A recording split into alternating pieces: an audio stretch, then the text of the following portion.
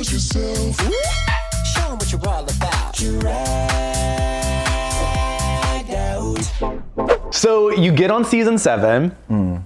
You walk into the workroom. Yeah. What is your opinion when you walk in there? Like, what are you feeling?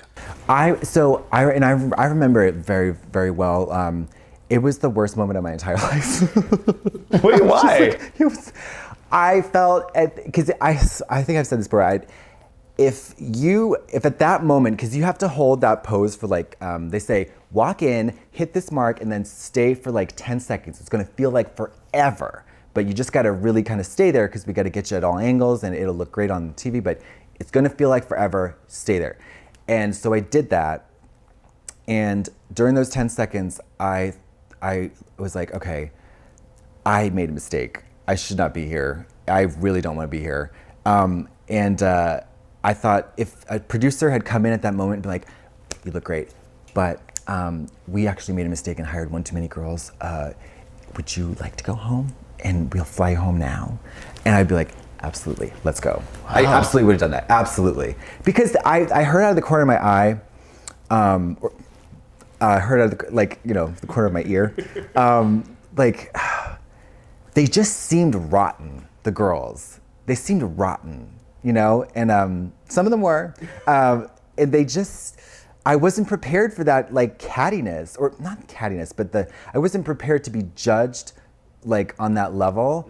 Because I got along with everybody at home, everybody, even the trolls, the whores, just the rotted skanks, who had nothing good to offer. I got along with them too, and I couldn't deal with it. And I swear to God, I heard Violet say, "Well, and she thinks I made it up, which I could have, but she said, well, it looks like we needed a filler queen," or something like that, and she swears she didn't say it.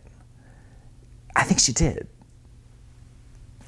So you confronted her about that before, and she said no? Oh, I absolutely have. And she's like, I didn't say that. I'm like, yeah, you did. But also, I didn't know who it was. I don't know. It was a voice. It was a voice. And she was already there. I think. Whatever. Roll the tape. We'll see. But anyways, yeah, it was awful. That was a long answer. We have another one. Did you actually say that Katya looks like they needed a filler queen?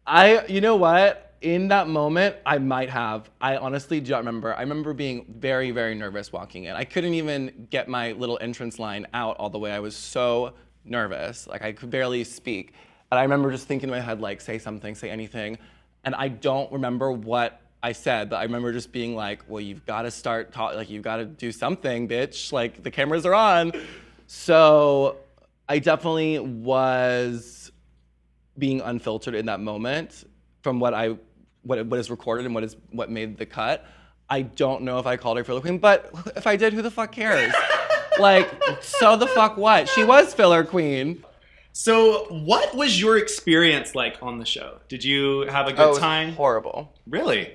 Yes. I had a really, I take it very seriously. I take drag very seriously. And I think at the time, I was looking at the show as truly the Olympics of drag, and it's not that at all. It's a TV show, yeah. And I understand that now in retrospect. But I take it very seriously, and it sucks when you know who you are and you see what you are and you see what you can become and you have a vision for your life, and then there's people sitting at a table who probably, some of them have never even done drag, and they just do not see it for you. And you have to convince them somehow show the vision that you have of yourself in your head to them. And it's a mind game. It's such a mind game. And it is I had to, it took me a month after the show to even be sexual again. It was you get in such a space in your head, and it's it affects you physically and sexually and mentally and emotionally and spiritually and every sort of level you can think of. And I'm so competitive and I take it so seriously, and I think drag is such a sacred art form, and it deserves respect and reverence and all of those things.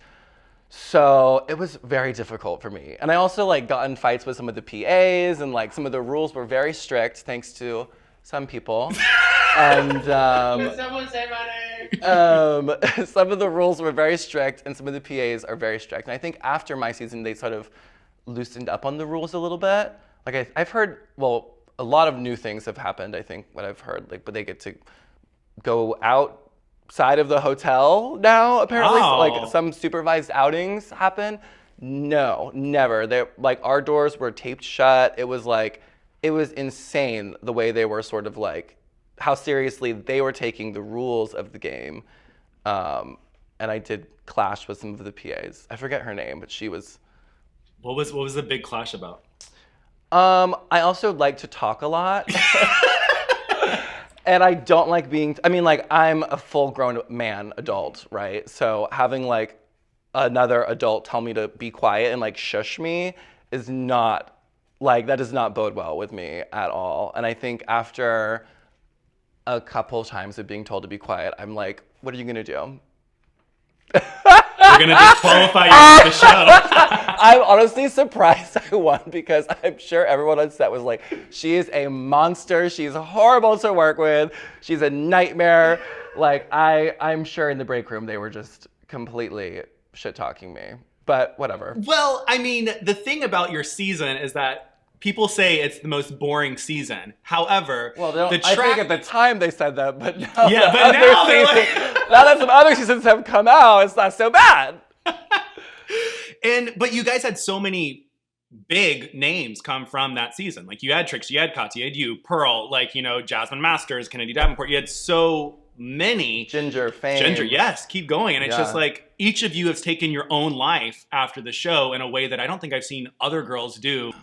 Something else that was impactful, and you were in the room in the moment, was the "is there anything on my face" moment.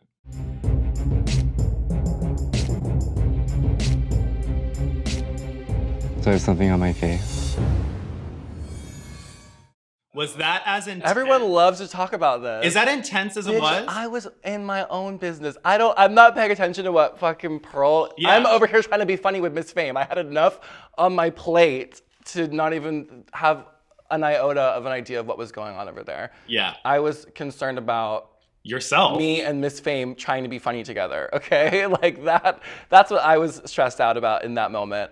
I think it probably was as intense as it was. I mean, I don't think, you can tell in RuPaul's inflection, it's like, it is tense. And it's Yeah. like, almost like there's like some sexual tension. It's weird. There's like, I'm gonna, your fucking ass, bitch. Like there's a fucking, it's a weird moment. And she gets like that. Even when she was talking about, she said, I don't wanna hear any fucking excuses or goddamn excuses. Yeah.